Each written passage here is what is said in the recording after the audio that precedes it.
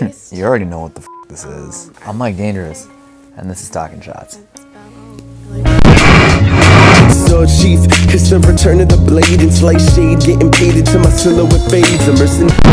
Whether you're an OG since the original open world adventure dropped in 1987, or someone my age who first got exposed to the series with its 3D debut in 1998, or those who just picked up the series with 2017's Breath of the Wild, the one thing we have in common is that most of us fell in love on sight. There's something about the series that captivates people. Many have attempted to replicate it, but few have figured out the secret sauce, if you will. From the inventive designs, to the characters, to the memorable stories, to the music, and to the sense of discovery. There's almost something for everybody here. Legend of Zelda was a game made by the legendary Shigeru Miyamoto, which, if you don't know who this man is, he's basically the Walt Disney for video games. Zelda was primarily intended to be a foil to the original Super Mario Bros. A linear game that forces you to move in one direction, to an open world that lets you go and explore anywhere you wanted. Zelda was inspired by Miyamoto's childhood, exploring the woods by where he lived. That feeling would be the backbone for the first game of the series. It was cryptic as shit. Yes, and there were a lot of things that didn't make sense. How the fuck was I supposed to know that was gonna happen? But it all added to the game's mystique. There was no internet in 1987. So you relied heavily on word of mouth, which gave a lot of shy kids, like myself, something in common to talk about. Or you could just get a monthly subscription to Nintendo Power. Like anything that was popular, it got a sequel. And it was very different and very hard. It wasn't until 1991 that the Zelda games would have a set formula, as it were. All of the infamous Zelda troops would find their roots in A Link to the Past.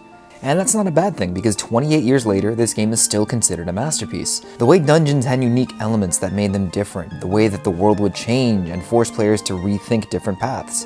The introduction of two different overworlds, a light and a dark world. And arguably, and most importantly, the introduction of a lore. Whether truly connected or not, every Zelda game has the same basic lore. The land was created by three goddesses, and in their wake, they left behind the Triforce, or three golden Doritos that represent three virtues: courage, wisdom, and power. The plot of most of the Zelda series usually centers around the Triforce. There will always be an evil, there will always be a land to explore, and there will always be an evil to stop. The introduction to 3D in the series brought Zelda into a modern era, which many people forget was a difficult thing for a lot of franchises to overcome. Some would make the argument that some franchises are still struggling to figure that one out. Anyway, Ocarina of Time isn't only just a good Zelda game, it's a beautiful game, period. With video games, usually the experience is king, and most of the time, that's enough. Ocarina of Time goes above and beyond. From the moment Link leaves his house in that little village in the forest, the feeling of being part of a much grander world and taking on this huge adventure immediately envelops you.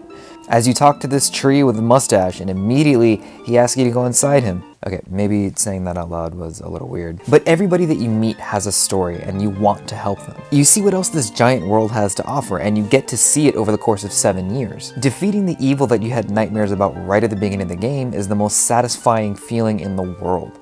The whole reason that your character's name is Link isn't just because the Japanese suck at naming things. It's because he's supposed to be a representation of the player.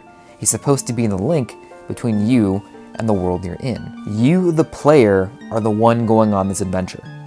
And that's a hard feeling to replicate. Whether it's your little sister, the kids in your village, or the love of your life, there's always something about the way Nintendo represents these characters that makes you want to go on these virtual adventures. Zelda is more than just a puzzle game with RPG elements, or a linear adventure game, or an open world survival game, or a hard as f*** side-scroller. Hell, that's why Zelda can continue to reinvent itself over the years, be it in art style or gameplay. The secret sauce is the feeling that you get when playing a Zelda game that no one has come close to replicating. I'm willing to say that culturally it's gone beyond just a video game. It's now very Disney-esque in the collective memories most of us have playing these games. We all remember the first time we played these games.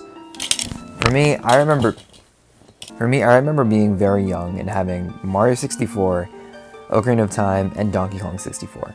And I remember Zelda scaring the shit out of little 4-year-old me. A few weeks later, I remember I revisited Zelda after deleting the save file because 4-year-old Mike didn't give a fuck about reading. Exploring and discovery is a very childlike thing, which is why starting the game off as a child is so fitting. That's one of the little details that makes a Zelda game a Zelda game. You start almost every game asleep. Every game has a memorable musical motif, whether it be the classic Hyrule Field theme, or Zelda's Lullaby, or the Fairy's Fountain / File Select theme. Even in Breath of the Wild, which is debatably the most un-Zelda of all the Zelda games, you still get that same feeling that you got when playing The Legend of Zelda on the NES in 1987. And that's the beautiful thing about this series. This video isn't about my experiences with Zelda.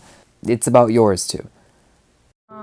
I grew up with 3 brothers, and one of the many things that we did together was play video games together. One of the games that I very much remember my brothers playing was Ocarina of Time. Granted, I never got to beat it on my own. In fact, I should probably get on that. But one of the most amazing things about Ocarina of Time is when you're leaving the Kokiri Forest and the plains of Hyrule are just open before your eyes. I mean, obviously the graphics are, you look at them now and like they're still amazing, and you can't believe that this game, it transitioned so well from 2D to 3D. So this whole open world is right in front of you, and it's something that hadn't really been done before, let alone executed so effortlessly and amazingly. It's one of those things that I'm just like damn, I want to play that game again. Or it's just like I see somebody playing it and I'm like, I used to sit and watch my brother play this, or cry when I didn't get to play it and he didn't allow me to. It's also one of like the most amazing soundtracks in a video game probably ever. If I started humming a song, you would probably remember it. But hey, what the fuck? Okay, bye guys. So, one of my favorite Legend of Zelda memories isn't actually related to the main series, it's actually in relation to Melee. Growing up, I was a PlayStation kid, had a PS1, while my cousin had, like, every Nintendo system. Go over to his house one day, he's playing with his Spanish neighbors, and just to reiterate, I knew little to no Legend of Zelda lore at the time. So, the neighbor asked me, he's like, "Hey Wilkie, do you want to be a young Link?" And I'm like, do I want to be John Link? Who the hell is John Link? Turn to my cousin, I'm like, are you telling me Link's first name is John? Like, why? What? And he's like, no, Wilkie, his name is Young Link because it's Little Link. And I'm like, why is there even a Little Link in the first place? And he's like, because you time travel in the games. And I'm like, oh. So that's actually what got me interested in Legend of Zelda. Time travel, the lore, and my favorite character in Nintendo, John Link. Zelda goes far beyond the games themselves. It's the memories we all share around them. Like the sleepovers that I used to have with my friend Ira way back when we were kids, staying up all night just playing Wind Waker. Or being at a house party in college and literally stopping the drunken shenanigans to play Zelda. Like literally, we stopped the keg stand and we sat down and played Majora's Mask for the rest of the night. I've not only had a great time playing these games, but I've made friends and memories that are gonna last a lifetime. Parents are now introducing their kids to these games the same way that my grandparents introduced my mom to Wizard of Oz, or the same way that our parents introduced us to all the Disney classics growing up. It's ingrained in our culture. And as much as I love to sit back and reminisce about what made the series what it was, I'm even more excited to see what the series can become.